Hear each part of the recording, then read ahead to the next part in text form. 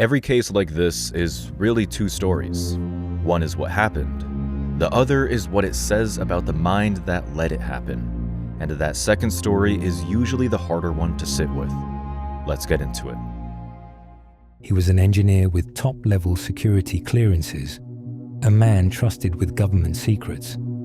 But inside his quiet Palm Bay home, John Brennan Crutchley kept a different kind of secret. One he hid behind a locked bedroom door, surgical tubing, and meticulous clinical notes. So when a 19-year-old woman escaped his house, bruised, bound, and missing nearly half the blood in her body, investigators thought her story had to be impossible. Then they searched his bedroom and found the setup that proved Crutchley wasn't just a rapist. He was the man who would become known as the vampire rapist and a suspected serial killer linked to more than 30 potential victims. October 1st, 1946, Clarksburg, West Virginia. A baby boy is born into an affluent family, and from his very first breath, he's a disappointment. His mother, Mildred, doesn't see a son when she looks at him. She sees a replacement, a stand-in for the daughter she lost. A year before John was born, his 13-year-old sister Donna died during emergency surgery. The official cause was circulatory collapse, but the real cause, the one that mattered to Mildred, was that she'd lost her baby girl. When John arrived, she'd been expecting another daughter. She'd been counting on it. And when the doctors told her it was a boy, something inside her refused to accept it. So Mildred made a decision. If nature wouldn't give her the daughter she wanted, she'd create one herself. For the first 6 years of John's life, she dressed him as a girl. Every single day, dresses, ribbons, the whole performance. And if he protested, if he cried or fought back, the consequences were severe. John would later tell investigators that his parents beat him unconscious, that his mother burned his fingers with a curling iron when he misbehaved, that affection was a foreign concept in their home. Now, abused children don't automatically become monsters. That's not how it works. Most survivors of childhood trauma go on to live normal lives. They break the cycle. But in some cases, in rare cases, something happens in the developing brain. The neural pathways that should connect empathy and emotion get severed. The ability to recognize other people as fully human, as beings with their own thoughts and feelings and inherent worth, never develops. And what grows in that emptiness is something cold and calculating. Young John had no friends. He spent his time alone in the basement, tinkering with electronics, radios, stereos, circuit boards, anything he could take apart and rebuild. He was brilliant at it, gifted even. By the time he was a teenager, he was making good money repairing complex equipment. But while his technical intelligence flourished, his emotional development remained frozen. He watched other kids form connections, share experiences, laugh together, and he understood, intellectually, that these were things people did, but he couldn't feel why they mattered. What he could feel was control, the satisfaction of taking something apart and understanding exactly how it worked, the power of being the only one who knew how to put it back together. And somewhere in his teenage years, that fascination began to twist. He started having fantasies, not the normal curiosities of adolescence, but something darker. Fantasies about restraint, about rendering someone completely helpless, about having total power over another person's body, and then somehow, blood became part of it. Maybe he read about vampires and fixated on the wrong details. Maybe there was some incident we'll never know about, but by the time John Crutchley graduated high school, his fantasy life had crystallized around a specific scenario: draining blood from a living person while they were completely under his control. Here's the terrifying part. He was smart enough to know he couldn't act on these fantasies. Not yet. Not if he wanted to stay free. So he built a mask. He went to Defiance College in Ohio and earned a bachelor's degree in physics. He got married in 1969, his first wife, and appeared to be following a normal trajectory.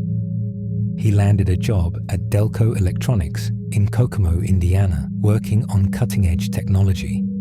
To everyone around him, John Crutchley was quiet, intelligent, a little awkward maybe, but essentially harmless. Women started disappearing from areas where he lived or worked. There were no bodies, no evidence, just women who vanished, leaving behind grieving families and unanswered questions. Then, in 1977, Crutchley moved to Fairfax County, Virginia. He'd remarried, wife number 2. He was working for defense contractors now, companies with names like TRW and Logicon Process Systems, high-tech firms that required security clearances. And somehow, impossibly, John Crutchley passed every background check. He looked perfect on paper, educated, employed, stable. In January 1978, a 25-year-old secretary named Deborah Fitzjohn disappeared. She'd been dating Crutchley for about 2 weeks. She was last seen alive visiting his trailer at Waples Mobile Home Estates. Crutchley told police she'd come over. They'd watched television. He'd fallen asleep, and when he woke up, she was gone.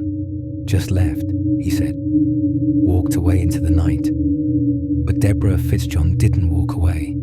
10 months later, a hunter found her skeletal remains in the woods.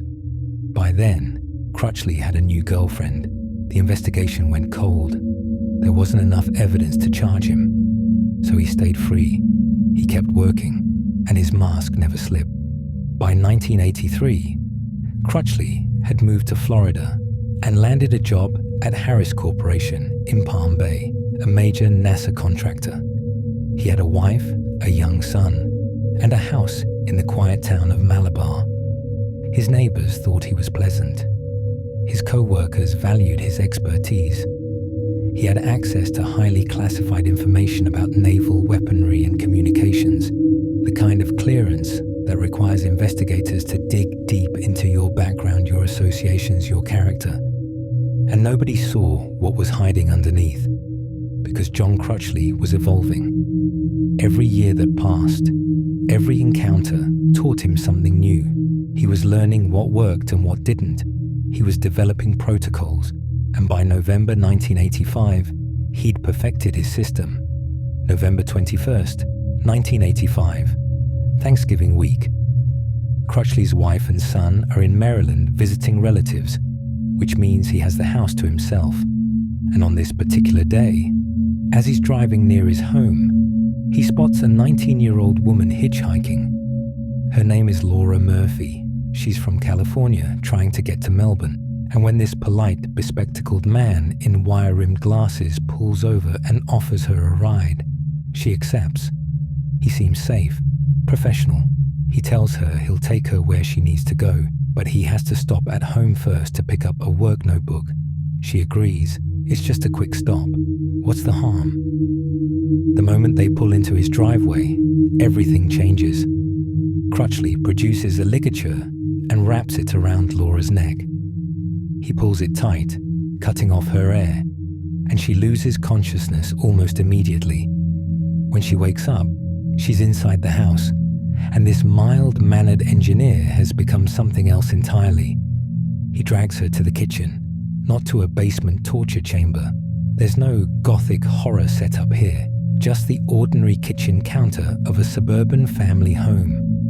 He ties her down, sets up lights, sets up a video camera to record what he's about to do, and then, with the practiced efficiency of someone who's done this before, he begins. The rape is methodical, clinical almost, but that's only the first part, because what Crutchley really wants isn't the assault itself, it's what comes after. He produces medical tubing and needles, the kind used in hospitals for IV lines.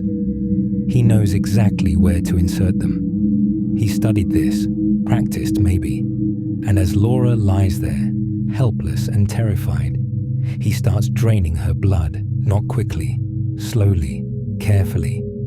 He regulates the flow, watching it fill containers, monitoring her vital signs the way a nurse might monitor a patient. Over the next several hours, he alternates between assaulting her and taking more blood, and the entire time, he maintains his eerie calm. He tells her he's a vampire. He tells her he's going to drink it. And at some point, he actually does. Pours some into a glass and drinks it down like it's wine. For more than 22 hours, this continues. 3 rounds of assault. Constant blood extraction. Laura Murphy is dying, cell by cell. As her blood volume drops to critical levels, she drifts in and out of consciousness. At one point, Crutchley tells her he needs to leave for work. Yes, work, because even in the middle of this nightmare, he's keeping up appearances. He handcuffs her and locks her in the bathroom, warning her that if she tries to escape, his brother will come and kill her. It's a bluff. He doesn't have a brother, but Laura doesn't know that.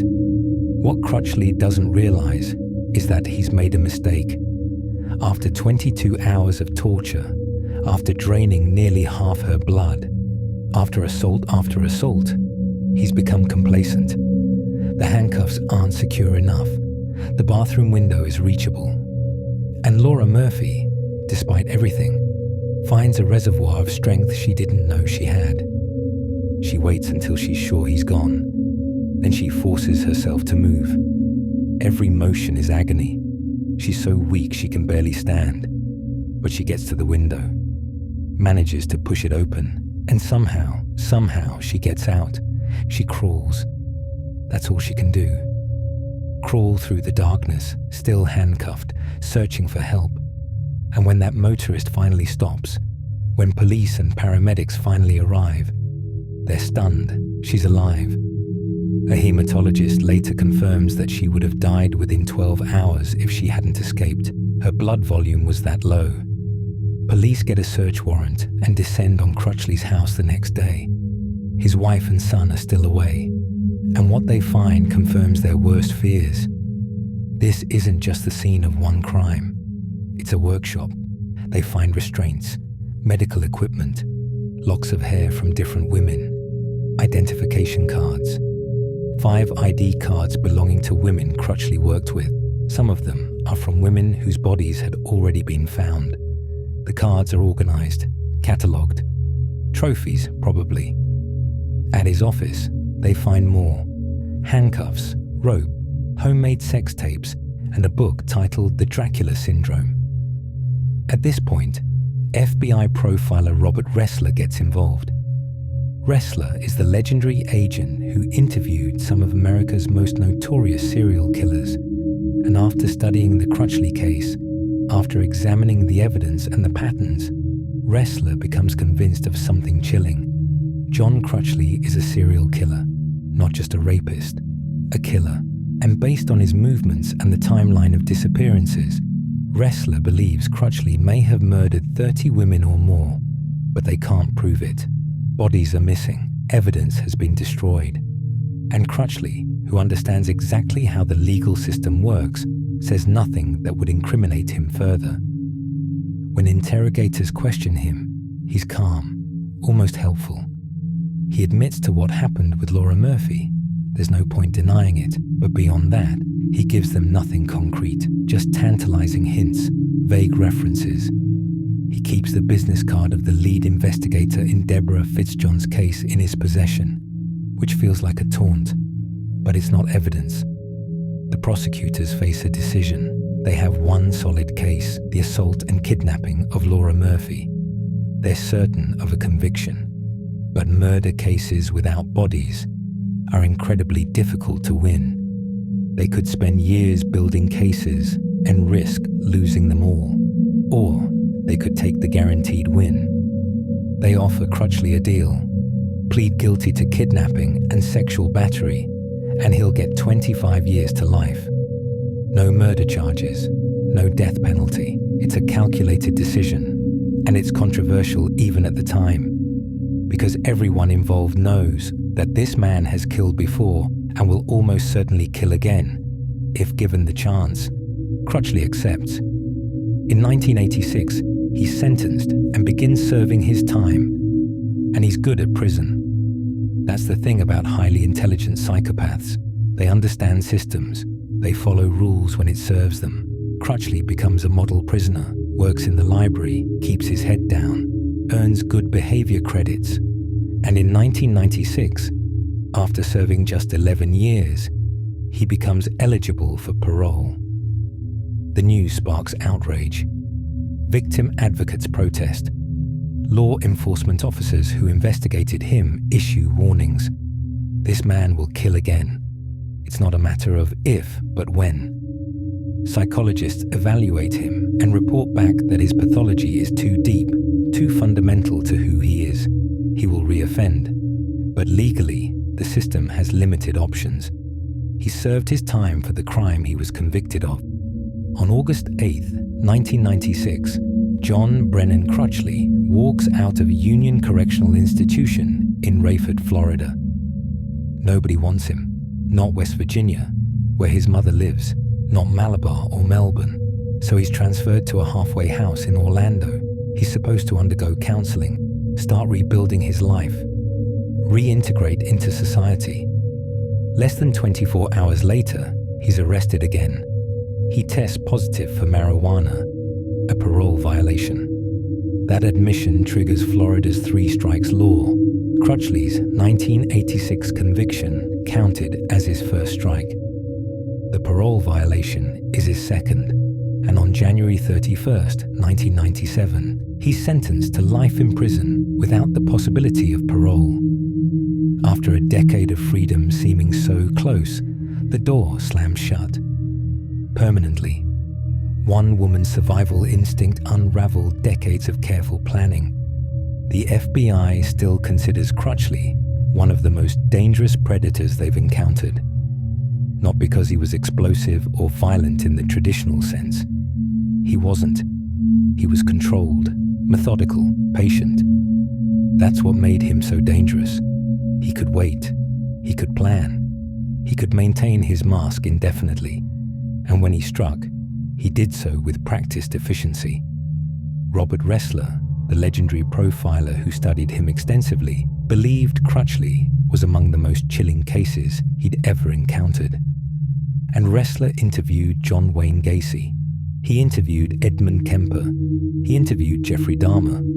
But Crutchley disturbed him in a unique way because of how utterly empty he was.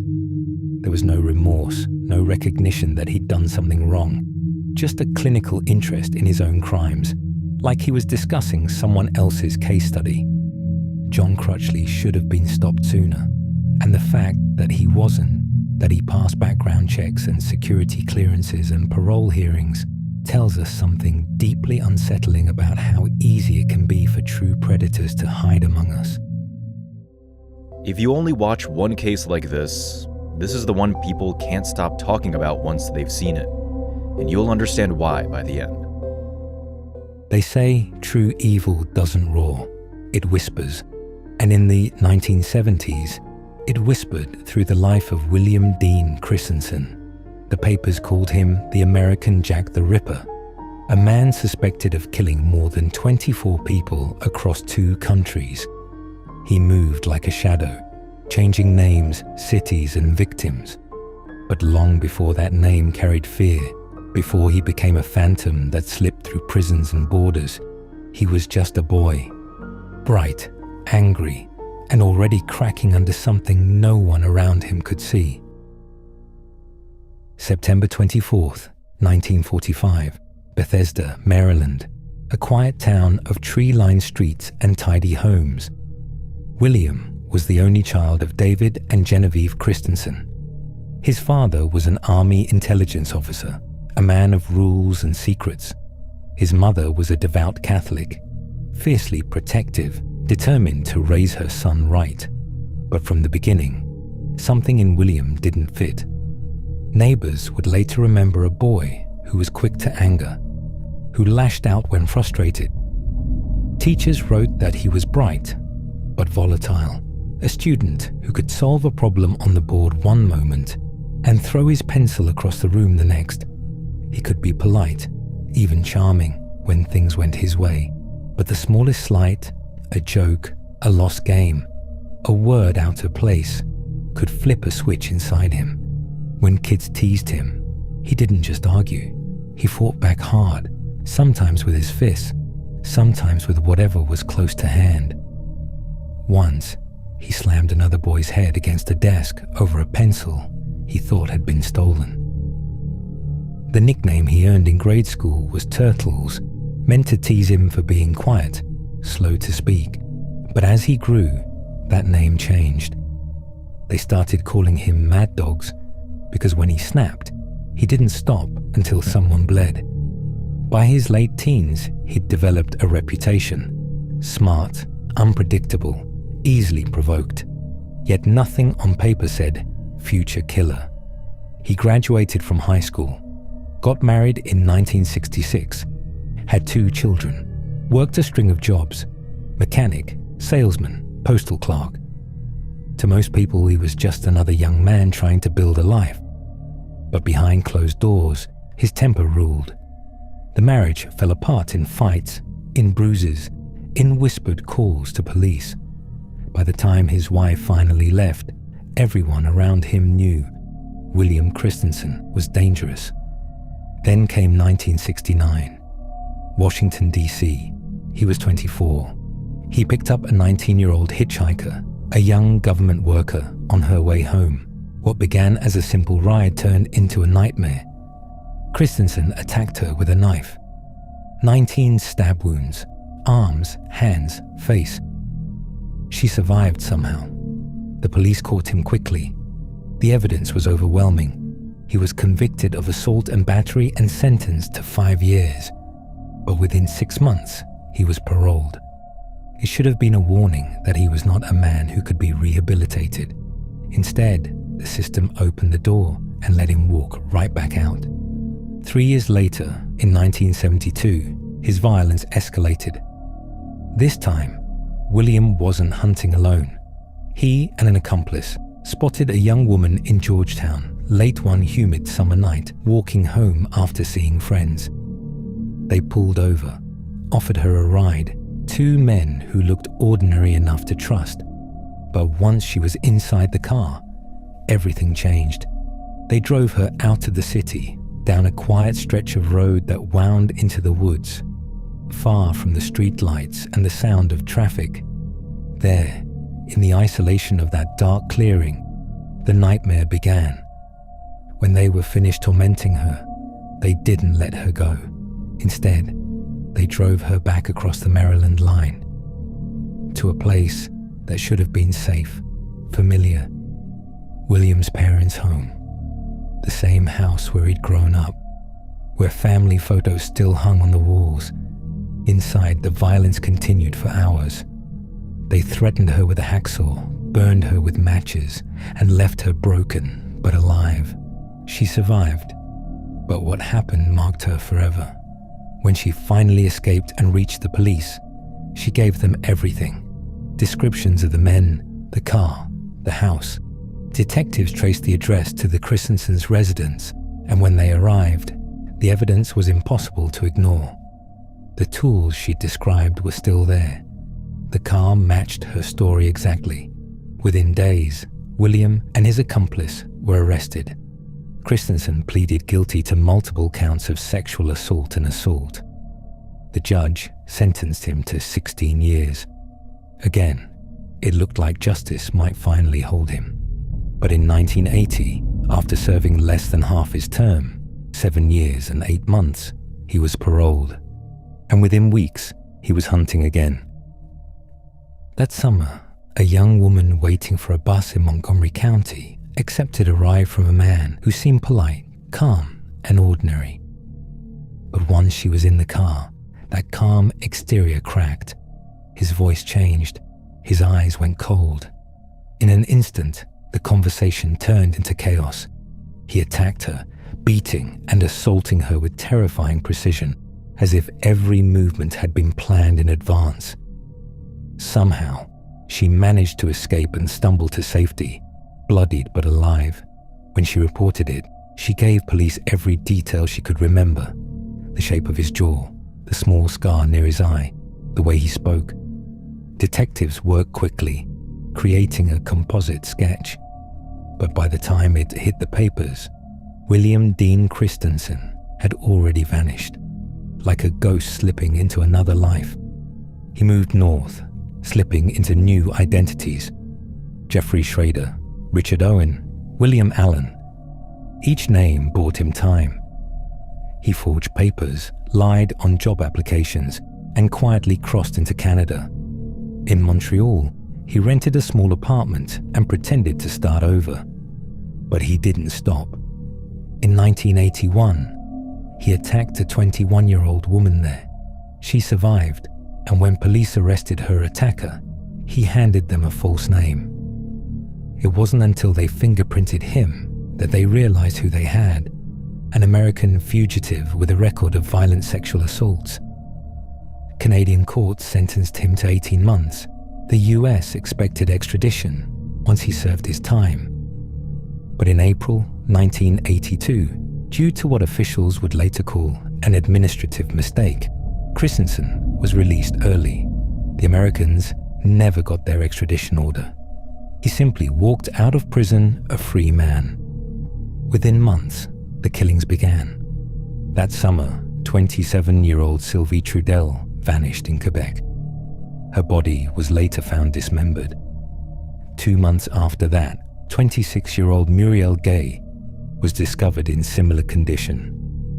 The brutality stunned investigators. Both women had been taken, assaulted, murdered, and mutilated in ways that suggested deep rage and control. Local police knew they were dealing with something new, something calculated, but by the time they pieced the pattern together, their suspect was already gone. By September 1982, Christensen had crossed back into the United States. He showed up in Pennsylvania under another alias, drifting between small towns, living in motels. In Dixon City, he met 23-year-old Michelle Angiers, a go-go dancer from Scranton. Witnesses saw him buy her a small stuffed Pac-Man toy at a bar. Hours later, she was found stabbed more than 30 times. Her body left near her apartment. Fingerprints pulled from the crime scene matched a man the system swore was still in Canada: William Dean Christensen. But by the time the match came through, he was gone again, vanished like smoke. Over the next year, sightings came in from New York, New Jersey, Georgia, Kentucky, even Florida. Each time police closed in, he changed his name, his look, his story. Some investigators would later say he was one of the best chameleons they'd ever seen. Others just called him lucky. Then, December 1983, Philadelphia. Christensen had been using the alias Jeffrey Schrader, renting a row house his mother quietly helped him purchase. On the night of December 4th, he got into an argument outside a neighborhood bar with 51-year-old Joseph Connolly. Witnesses say it started over money. It ended with a single gunshot. Connolly fell dead on the sidewalk. The shooter disappeared into the dark. 2 days later, police found a man matching the description sitting in a bar across town, eating a club sandwich, sipping a beer, calm as you please. When they arrested him, he didn't fight. He just looked up and said, "You're here for me, aren't you?"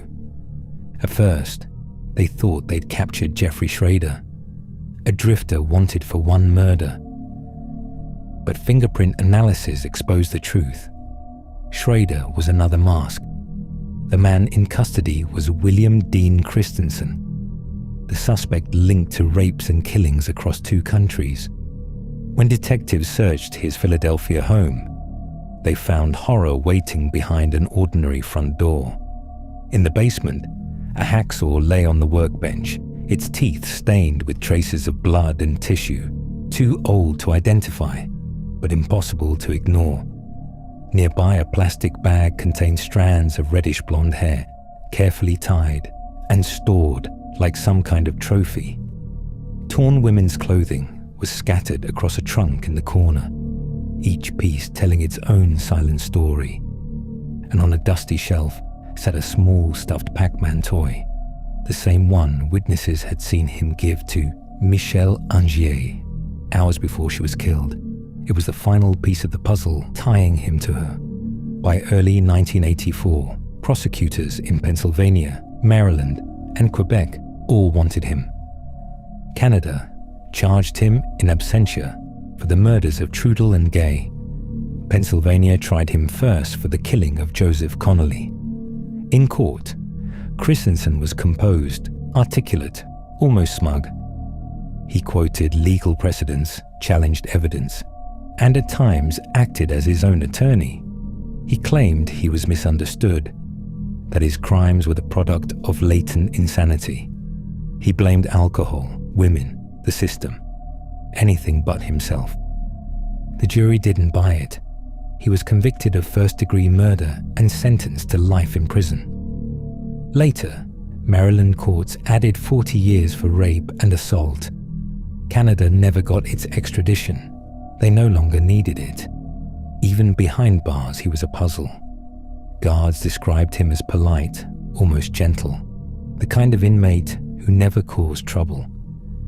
Some said he spent hours writing, reading law books, planning appeals that never went anywhere. He rarely spoke about his crimes, and when he did, he minimized everything. He'd smile faintly and say things like, "People believe what they want to believe." Those who knew the full case file said it was like watching two men inhabit the same body, one soft-spoken and calm, the other a remorseless predator. In the years that followed, investigators revisited unsolved murders across the Northeast and Canada. There were too many coincidences, women found in similar conditions, often along routes Christensen had traveled under one of his aliases. Some detectives suspected his victim count might reach 24 or more.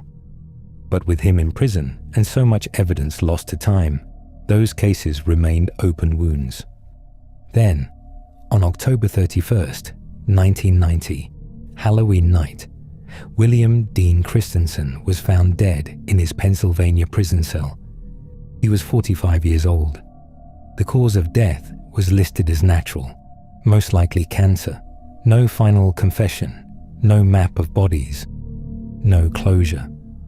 For the families of his known victims, that was the cruelest part. They wanted to understand why. They wanted him to say their names, to admit what he had done.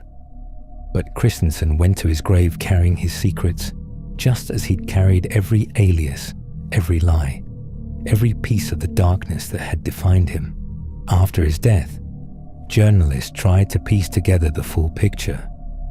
The story they uncovered was one of systemic failure. Every time Christensen was caught, every assault, every warning sign, someone believed he could be managed, paroled, rehabilitated, and each time he used that freedom to destroy another life. It was as if the system itself had been part of his disguise. Today, his name barely shows up on lists of serial killers. There's no blockbuster movie, no best-selling book. Just fragments, newspaper clippings, faded police photos, grainy mugshots from the 70s. But to the people who chased him, who saw what he left behind, the memory never faded. They described him as both intelligent and utterly devoid of empathy. One detective said it best. He didn't just want control, he wanted to erase people. When the news of his death came, there was no sense of relief, just exhaustion. Detectives who'd spent half their careers chasing him sat at their desks and said nothing. The families of his victims got a letter in the mail, a single sentence announcing that the man who had taken everything from them was gone. But it didn't bring peace. How could it? There had never been truth, never been an apology, never even the decency of an explanation. Christensen went to his grave the same way he'd lived, in control. He never told anyone why he did it, how many there really were, or where the others might still be. The files remain open, the evidence cold, and the silence deafening. For the people he left behind, That's the final cruelty. Somewhere, there's a moment on record where an investigator, off camera, admits this is the one case that changed how they sleep. This is that case. Let's get into it. In the 1970s and 80s, California was crawling with predators, but one of the most vicious almost disappeared from history unnoticed. For nearly a decade, Charles Jackson Jr. prowled the East Bay, breaking into homes, assaulting women, and butchering his victims before slipping back into the dark. No warnings, no logic, just sudden, brutal violence. He became known by a name few remember, the East Bay Slayer, and the story behind that name is worse than anyone ever realized. Charles Jackson Jr. was born in 1937 in Louisiana, but any idea of an ordinary life ended right there. His family was poor, like bottom-of-the-barrel poor, the kind of poverty that doesn't just starve your stomach, it starves your childhood. Soon after, they relocated to Mississippi, and that's where his story really started to twist. There are whispers about his early years, stories passed between relatives, the kind no one wants to admit are true. He grew up under a storm cloud of violence, with a father whose temper made every dinner table a potential battleground. Charles became quiet, observant, withdrawn, and under that silence, something darker started to grow. By the time he was a teenager, Jackson was already in trouble with the law. Theft, breaking into homes, assault. The kind of crimes that suggest he wasn't just poor, he was angry. But even back then, there were signs that this wasn't just some kid acting out. There were early charges related to sexual assault, violations that felt calculated, cruel, predatory. Still, he slipped through the cracks. In the late 1950s, he followed his mother to California, a new start maybe. But the baggage came with him. He did handyman work, floated between jobs, lived mostly under the radar. To the neighbors, he was quiet. Strange, maybe, but harmless. At night, though, Jackson would disappear for hours, and when he came back, he said nothing. Over the next 20 years, Jackson was repeatedly arrested on charges of committing crimes such as burglary, rape, assault, and molestation of minors. In 1975, the bodies began to appear. First, it was Sonia Higginbotham, 19 years old, a student, quiet, kind. The kind of girl who wrote poetry in notebooks and still called her mother every evening. She lived alone in a modest apartment in Oakland, a neighborhood that was just busy enough for people to mind their own business, and just quiet enough for screams to go unheard. It was mid-June when her landlord noticed her mailbox was overflowing. No lights on, no movement. He used his master key to check. The door opened with a creak and released a smell that made his knees weaken. Copper, rot, and something else. Despair. Sonia was found on the bedroom floor. Her nightgown was torn, bunched around her waist. She'd been raped, stabbed repeatedly. More than a dozen deep wounds, mostly clustered around the torso and neck. Some were so forceful they struck bone. But there was no sign of forced entry, no broken windows, no signs of a struggle even.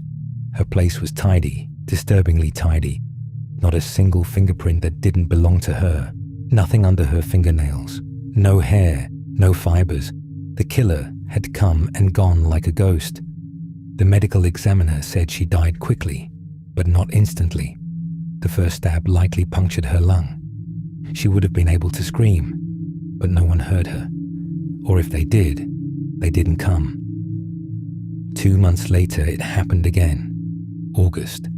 The heat made everything feel heavier, and on one particular morning in Montclair, a co-worker called the police after 27-year-old Ann Johnson didn't show up for work or call in.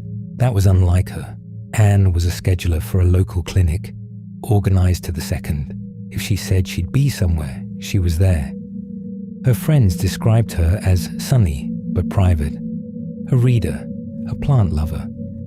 Her home was a cosy little bungalow shaded by oak trees and fenced in with picket wood, the kind of place that felt safe, until it wasn't.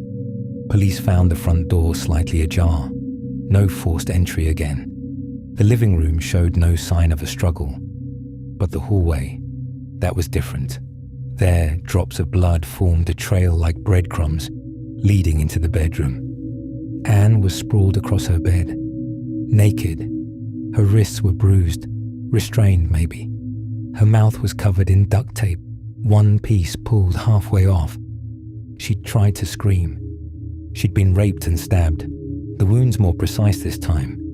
Slashes to the abdomen, a deep puncture through her clavicle, one to the eye. There was evidence the killer stayed for a while after. A cup in the sink with lipstick and fingerprints, hers, and next to it, a clean plate with crumbs. He might have watched her die and then had a snack. Still, nothing linked this scene to Sonia's. No DNA yet. This was the 70s. No usable prints. Just more silence, more dread. Then, for a time, things went quiet until 1978. A warm Saturday in Moraga, a quiet suburban pocket tucked between rolling hills and good intentions. 11-year-old Cynthia Waxman was playing in a grassy field with her cousin near Buckingham Drive. They had found a stray kitten and were giggling, feeding it bits of sandwich from a napkin. The cousin left for just a minute, ran home to get some money so they could buy real cat food from the corner store. When she came back, Cynthia was gone. At first, it seemed like maybe she wandered off, but after 10 minutes, then 20, the panic set in. Within hours, the Waxman family had launched a full search. Local police brought in tracking dogs, helicopters. Volunteers fanned out. The field was combed. The surrounding woods searched. They found her just before sunset. Her body was wedged into a patch of dense brush only 20 yards from where she'd last been seen. She was naked from the waist down. Her throat had been slashed so deeply it nearly severed her head. She had defensive wounds on her hands. She'd fought hard, but the attacker was too strong. There were indications she'd been sexually assaulted before death. There was also something chilling. Twigs had been jammed into her mouth, possibly post-mortem. No fingerprints, no tire tracks. No one saw anything. It was like she'd vanished into the earth and came back broken. That one broke the community. Cynthia had just joined the Girl Scouts. Her backpack, found nearby, still had her badge pamphlet inside. Police tried to calm the public, but the questions were growing. Was it the same person? Why the gap in time? Why a child? The thing about Charles Jackson Jr. is that he didn't kill on a schedule. He wasn't a creature of habit. He was a shapeshifter, predatory, patient, opportunistic. He didn't care if the victim was 19 or 11, married or alone. If he saw an opening, he took it. And now, the cracks were widening.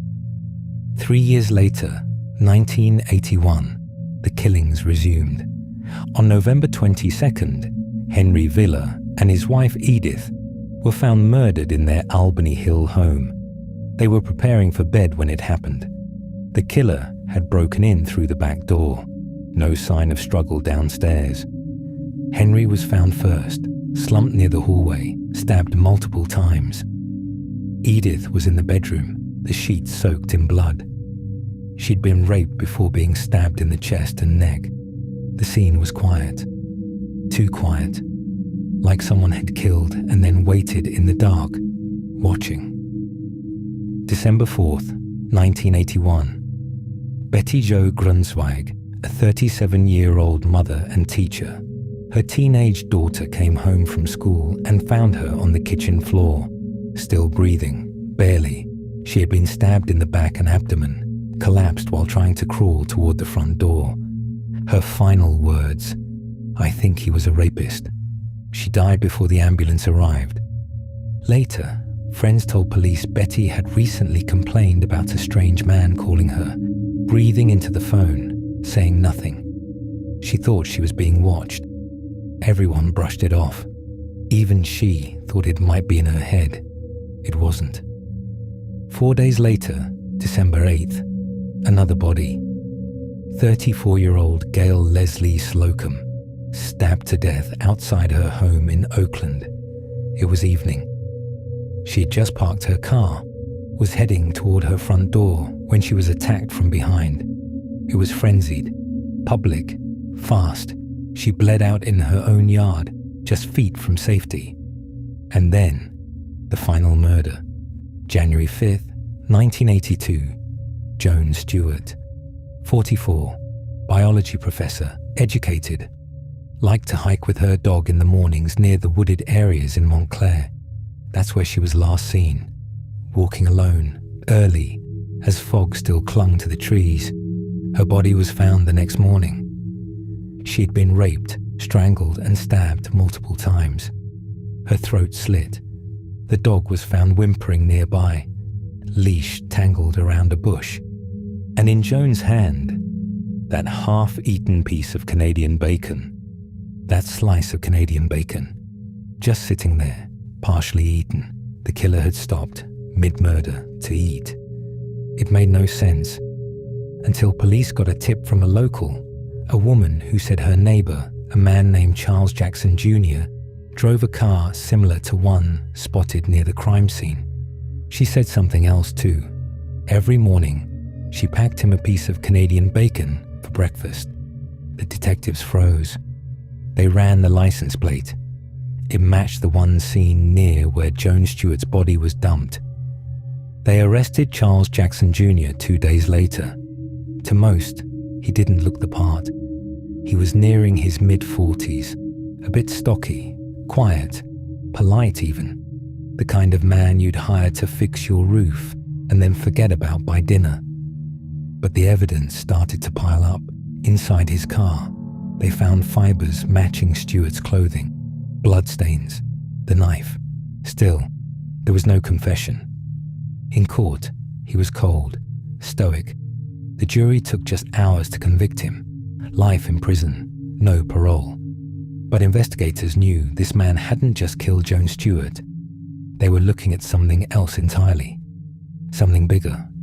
At the time, DNA forensics was still primitive. You could get some matches, but the databases were tiny. Technology was slow. Jackson went to prison, and for a while, everything went quiet. Then, in 1999, technology caught up. Investigators revisited the old East Bay homicides. They ran DNA from evidence collected at the scenes, some of it saved in dusty boxes that hadn't been touched in years. The results came back. Boom. Charles Jackson Jr. matched. One case, then another, then another. He was connected to the murder of Sonia Higginbotham, Ann Johnson, Betty Jo Grunsweig, Gail Leslie Slocum, Cynthia Waxman, Henry and Edith Wheeler, an elderly couple stabbed to death in their Albany home in 1981. The wife had been sexually assaulted. All the same man. All the same signature. Each victim had been stabbed. Each had signs of sexual assault. The attacks came quickly and violently. Many occurred in the victims' own homes, places that were supposed to be safe. Jackson had learned how to slip in and out without a trace. He didn't just kill, he invaded. By the early 2000s, authorities were convinced he had at least 8 confirmed victims. Probably more, possibly many more. But by then, they couldn't ask him. In 2002, Charles Jackson Jr. died of a heart attack in his prison cell. Just like that.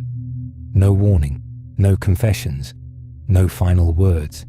He took his secrets to the grave, but what he left behind was worse. As new technology evolved, police began matching more cold cases to Jackson, some from as early as the 1970s.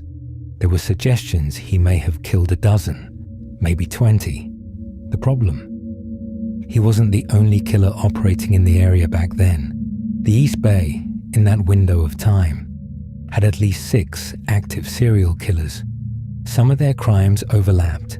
Some may have been copycats. Some we may never solve. The East Bay Slayer remains one of the most brutal and most overlooked serial killers in California's history. His crimes span nearly a decade. His victims range from young girls to elderly couples, and yet, for years, his name barely surfaced, buried under headlines about other killers, lost in the noise of a region that, at the time, was crawling with predators. But Charles Jackson Jr. left a mark, not in the way of infamy, but in wounds, in the lives he shattered, in the families that never got answers. He didn't want attention. He wanted control, and he took it, violently, methodically, without mercy. Only one murder ever brought him to justice. The rest, stitched together by DNA years later, came too late for trials, too late for justice. In the end, he died as quietly as he killed. No spotlight, no spectacle, just a name in a prison log and a legacy of loss. His true victim count may never be known. He was the East Bay Slayer, and we almost missed him. There's a version of human psychology most people never have to look at directly. This is one of those rare, unflinching looks. A janitor in Chicago is taking out the trash on a Tuesday morning in August 1984. He notices bags near the dumpster that weren't there the night before. He goes to move them and stops because the smell coming out of those bags is not the smell of regular garbage. He opens one, and what's inside changes the rest of his life.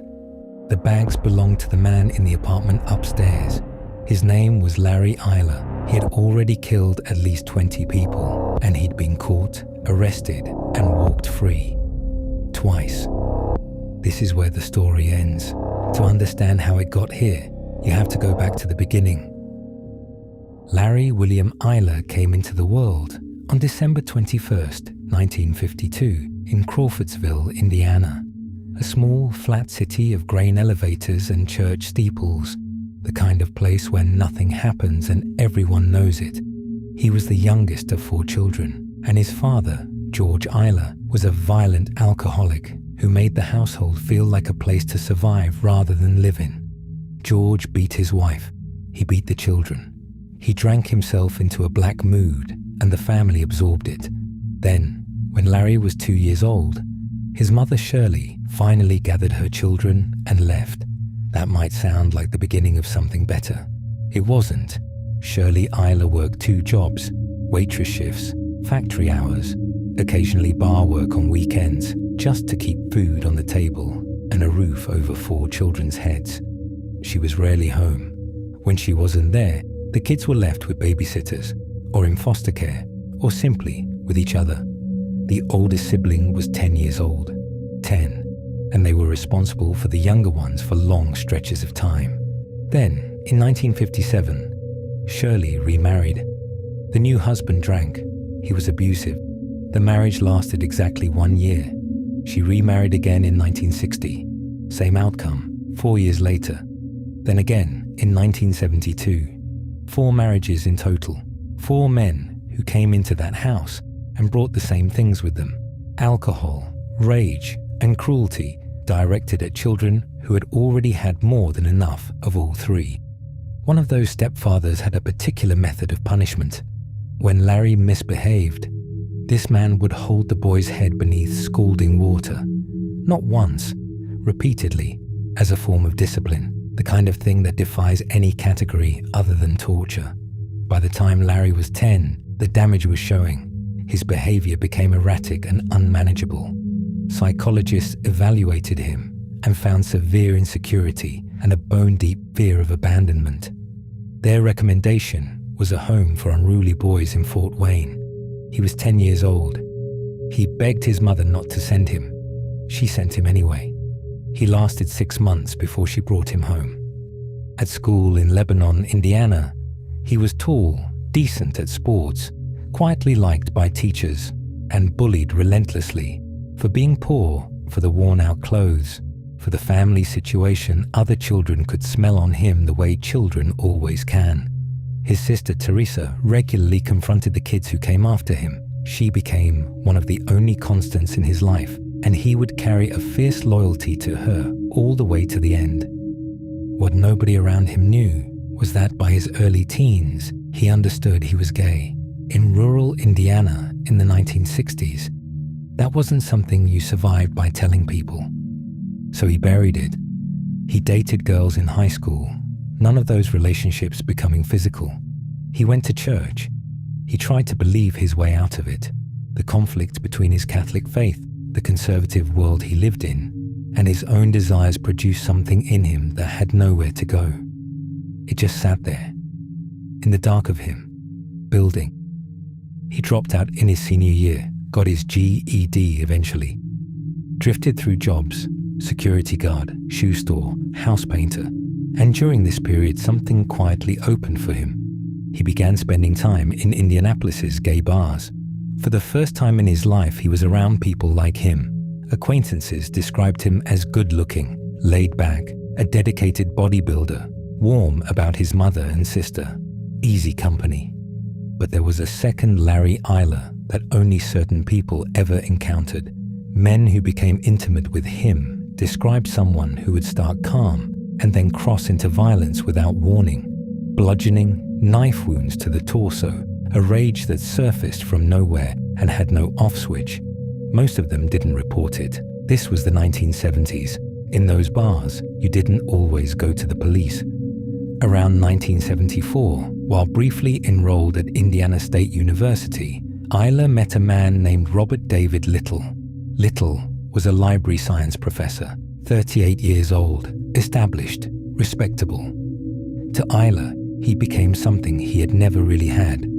A father figure, someone stable, someone educated, someone who provided financial support and a place to land.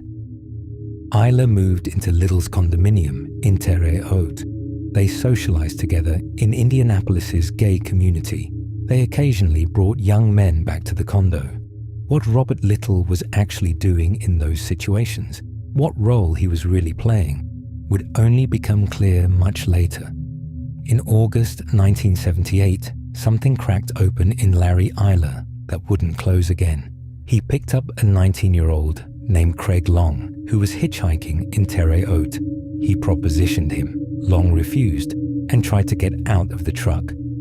Eyler pulled a knife, drove to an isolated location, forced Long to undress, and restrained him with handcuffs.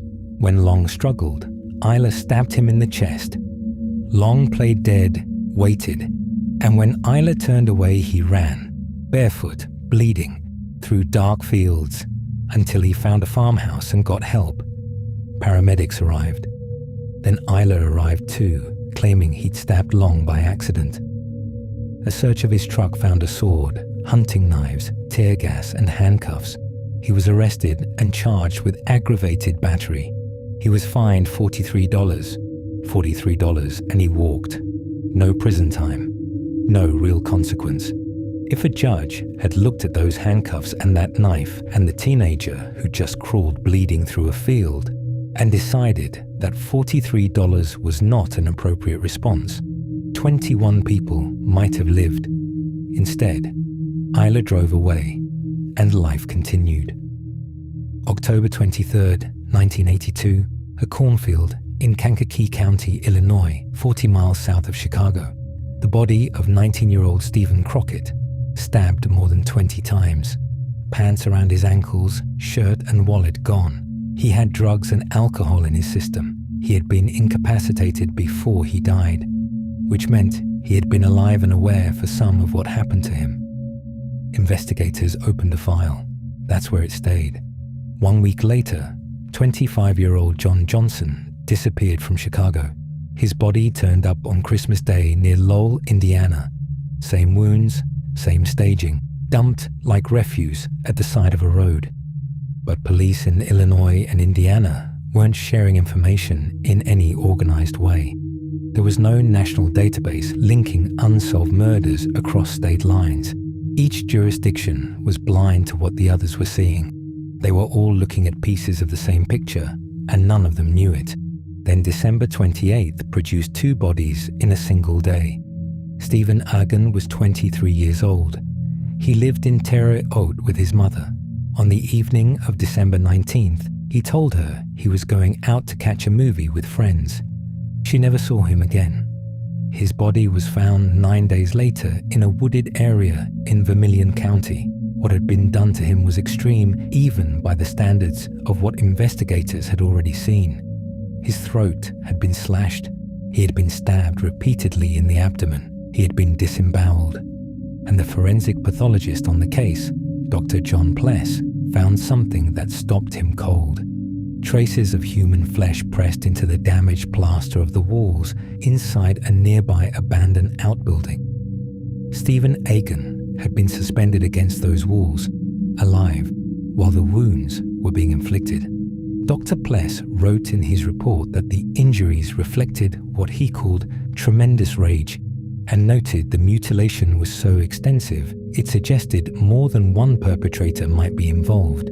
He reported his suspicion that a serial killer was active in the region. The Indiana State Police told him he was being an alarmist. That same day, John Roach's body appeared along Interstate 70, stabbed in a frenzy, same staging, same missing shirt and wallet.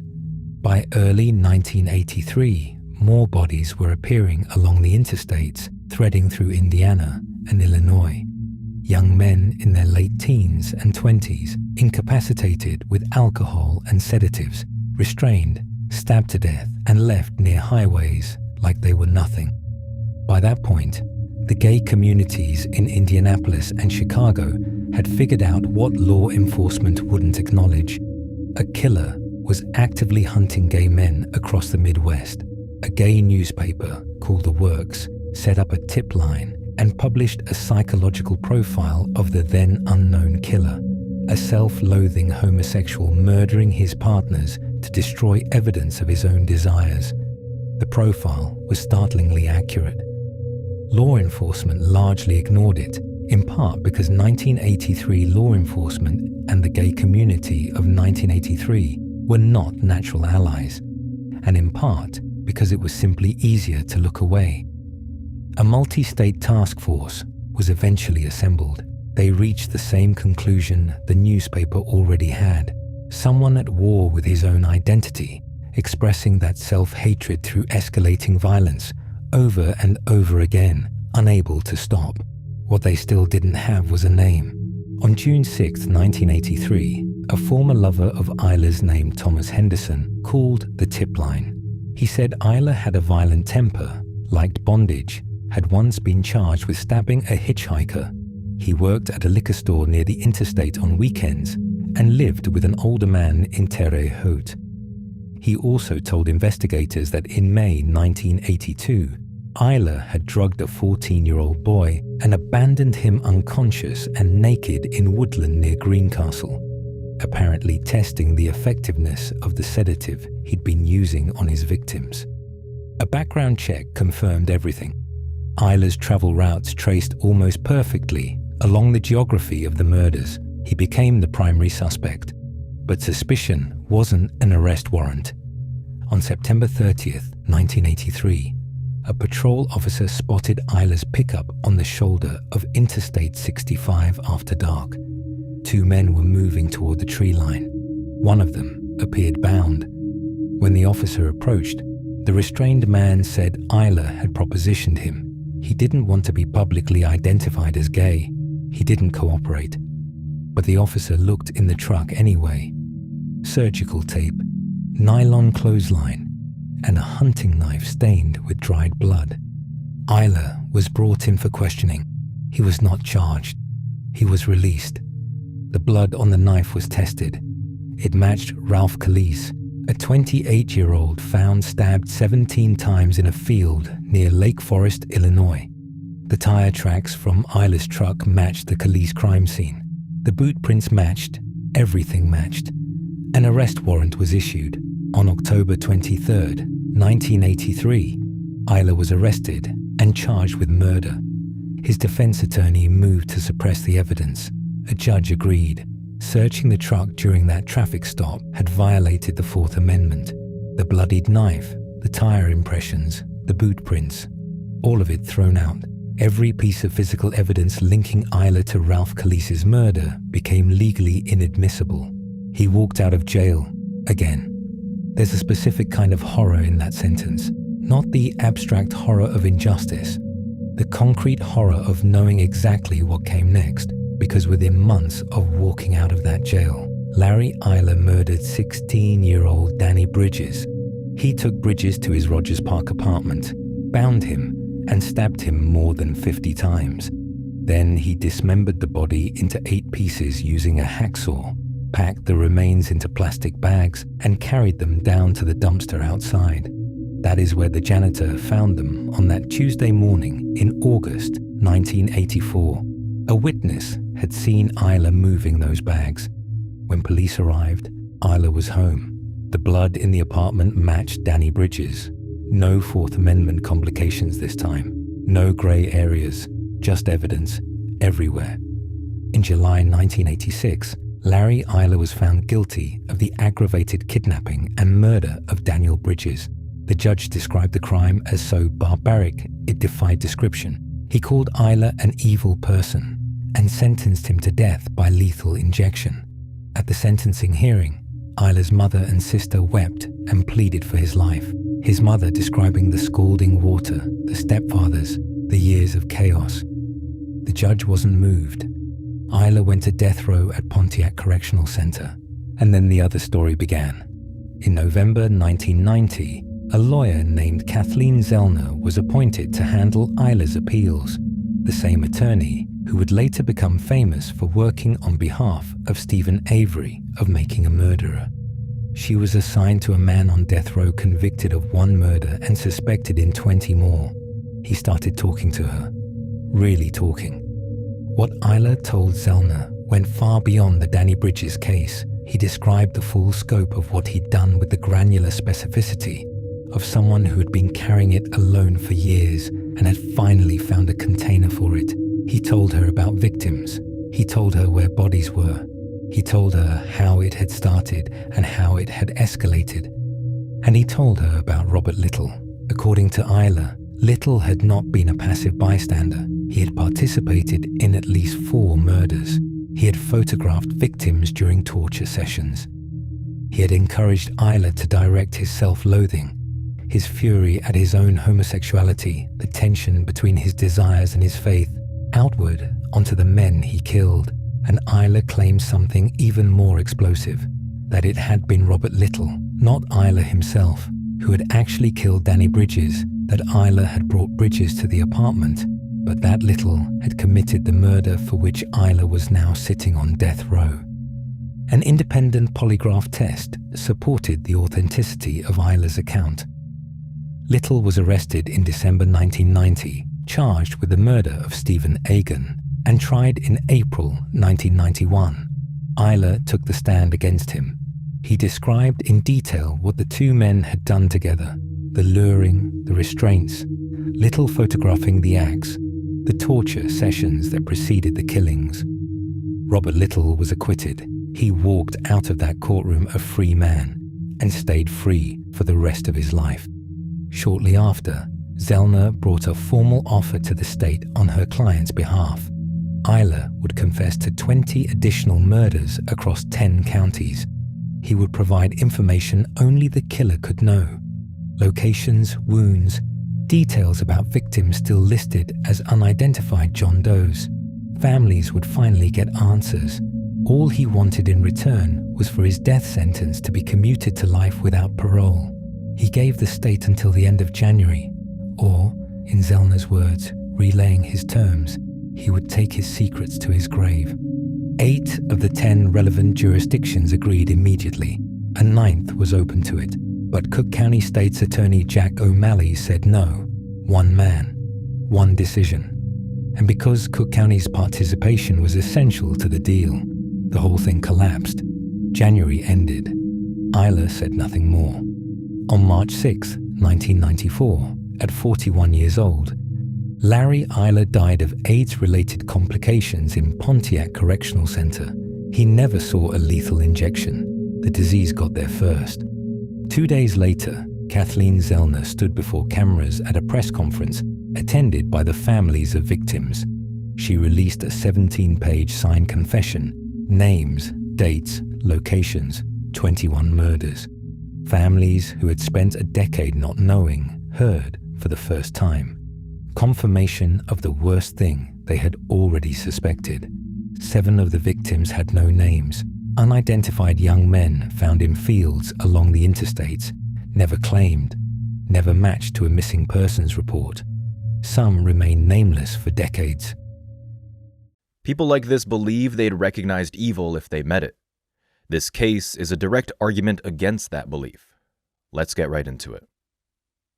I hear good things about you girls. Maybe we can discuss a new arrangement. He's serious. Dead serious. In 1983, a former police officer became a living nightmare.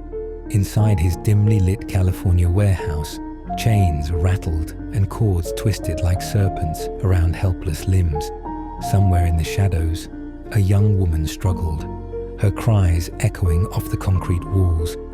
Anthony John Sully methodically tortured and murdered 6 people, all while hiding his horrors behind a facade of normalcy.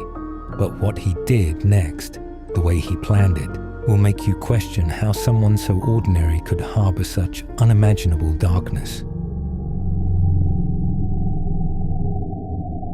Anthony John Sully was born on January 2nd, 1944, in San Francisco, California. He spent his childhood and adolescence in the city of Millbrae, where he graduated from a local high school. In the early 1960s, Sully met Elizabeth Ann, whom he married in 1965. After the wedding, he developed an interest in law enforcement, and Sully applied for a job with the police department in Millbrae, becoming a police officer the following year.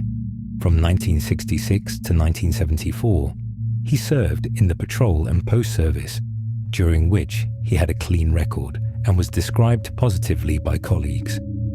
Around this time, his behavior began to change, and in 1969, his wife filed for divorce, claiming that she had been physically abused by Sully for 4 years.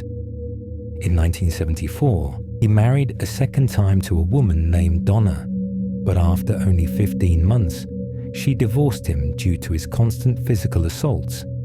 In addition to the courts issuing a restraining order on Sully to not approach her, her child, or her relatives, she also mentioned an incident that occurred following their separation, in which Sully twisted the heads of her daughter's ducklings and threatened to do the same to her child. After quitting the police department, Sully decided to start his own business in the late 1970s. He began working as an electrical and construction contractor, for which he rented a hangar in Burlingame, which he used as a warehouse. In the early 1980s, Sully developed an increased sexual appetite towards women and began to spend a lot of time in the company of pimps and prostitutes, to whom he introduced himself as Jack. Subsequently, Sully invested several $1,000s in the creation of one of the escort agencies and began using drugs. In 1982, Sully met 32-year-old Tina Livingston, the owner of a local escort agency. One of the girls who worked for Livingston, 24-year-old Gloria Fravel, could not repay her $500 debt and then tried to escape. In early February 1983, Livingston and another sex worker, 23-year-old Kelly Angel Burns, located Fravel in San Francisco and then took her to Sully's warehouse in Burlingame. When all 3 arrived at the warehouse, Sully offered to have sex with Fravel, which she refused. He then proceeded to beat the girl and took her to the back of the warehouse, where he handcuffed her and hung her from the ceiling.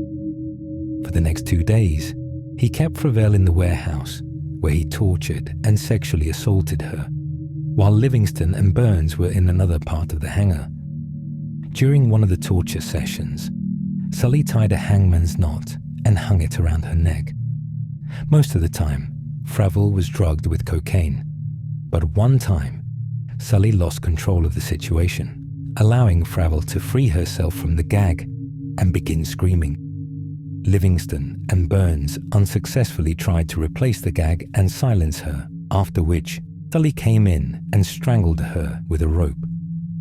With his accomplice's help, he placed her body in the car and then, together with Burns, left the warehouse to dump it.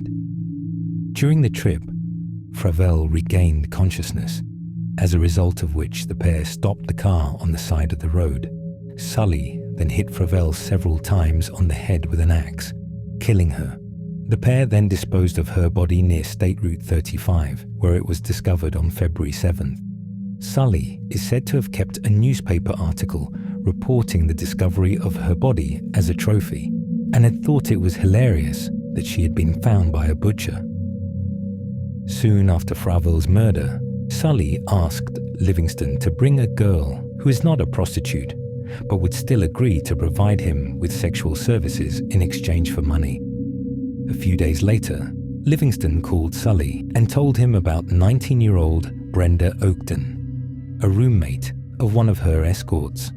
Oakton, who ran away from her home in Huntington Beach in the early 1980s, was a fan of punk rock who occasionally engaged in prostitution under the name Brenda Rule. In mid-February, Oakton was taken to Sully's warehouse in Burlingame, where he shot her in the back of the head with a .38 caliber revolver.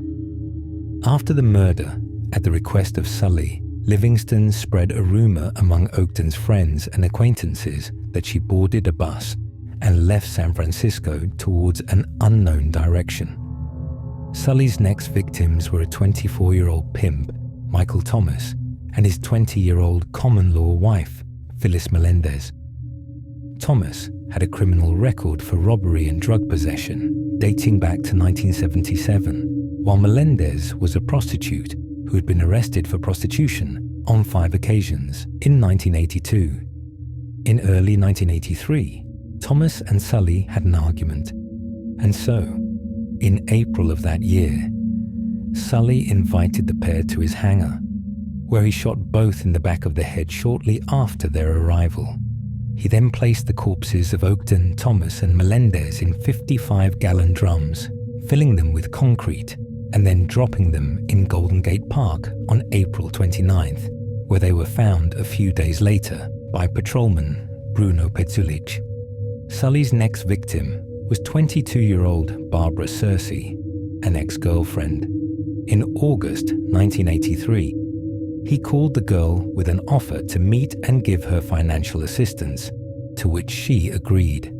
After Searcy entered the hangar, she was shot in the back of the head with his revolver.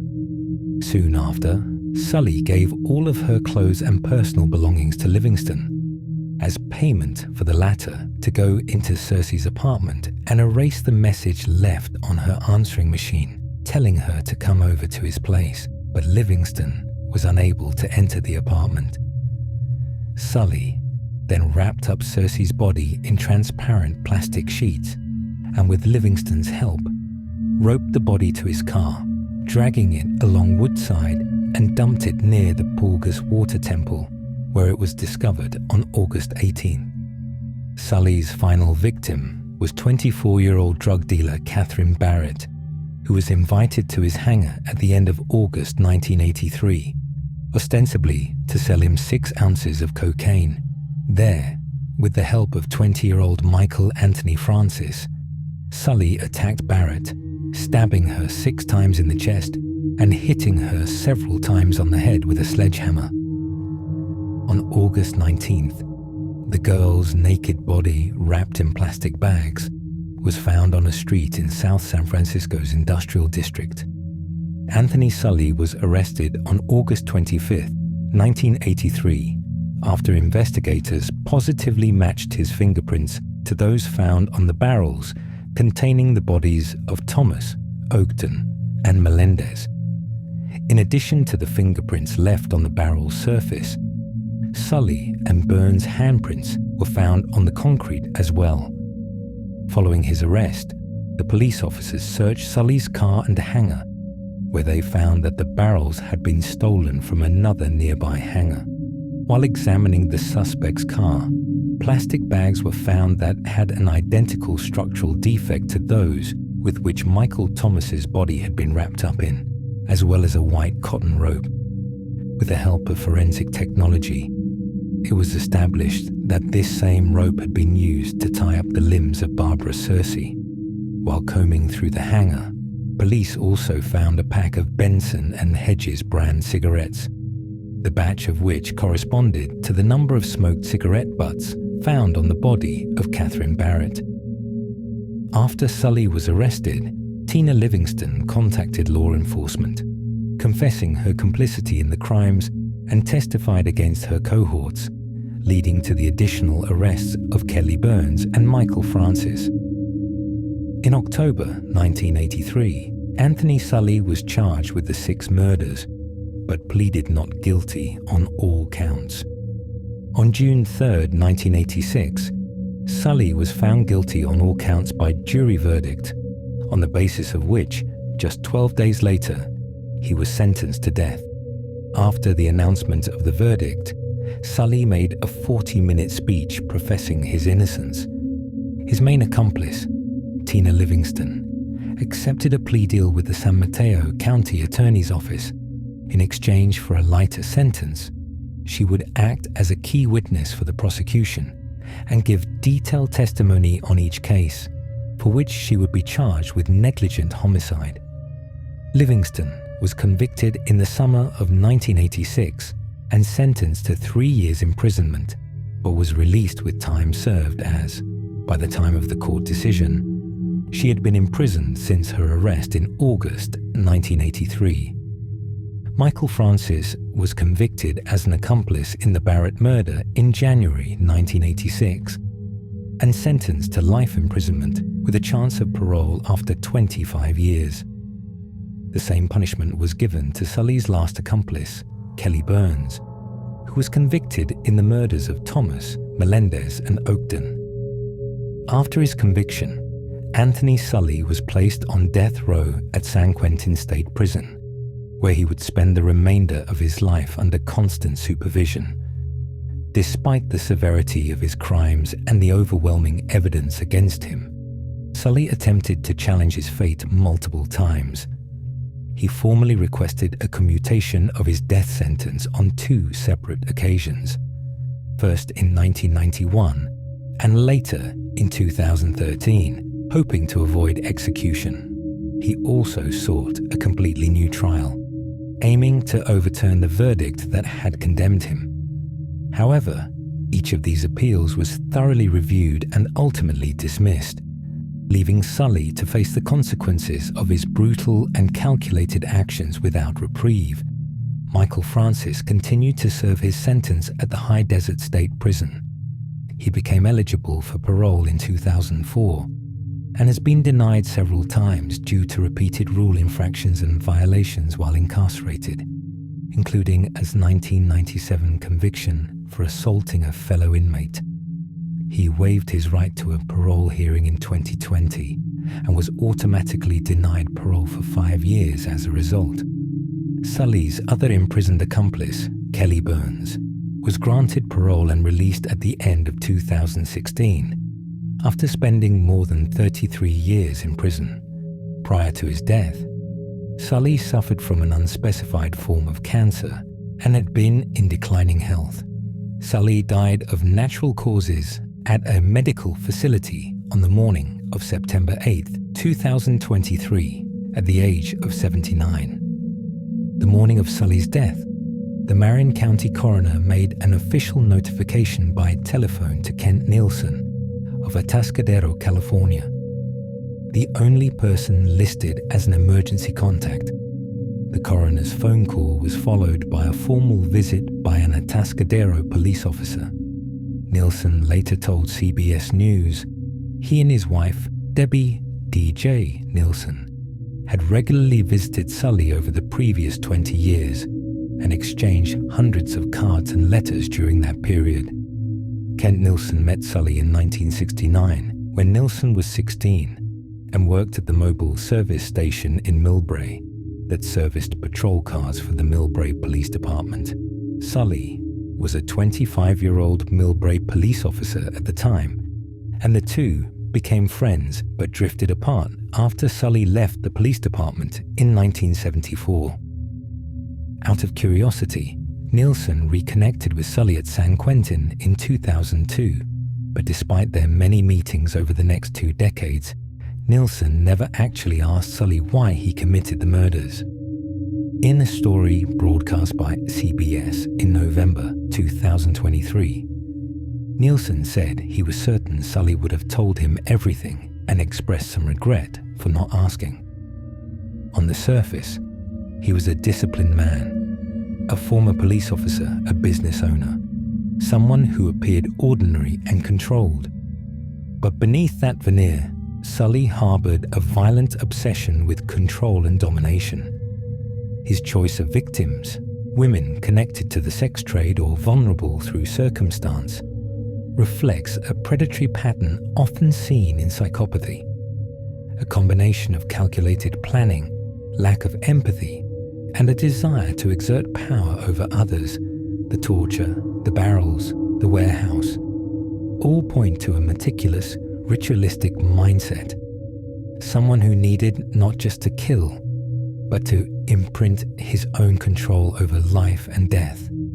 And yet, even after decades, we may never fully understand the inner workings of his mind. Was it pure psychopathy, a product of childhood trauma, or something darker, an insatiable need to assert dominance in a world he felt had failed him? What do you think? Could a man like Sully have hidden this side of himself from everyone for so long? Or was there always a warning, a flicker of darkness waiting to explode? Share your thoughts, because sometimes understanding evil starts with asking the right questions.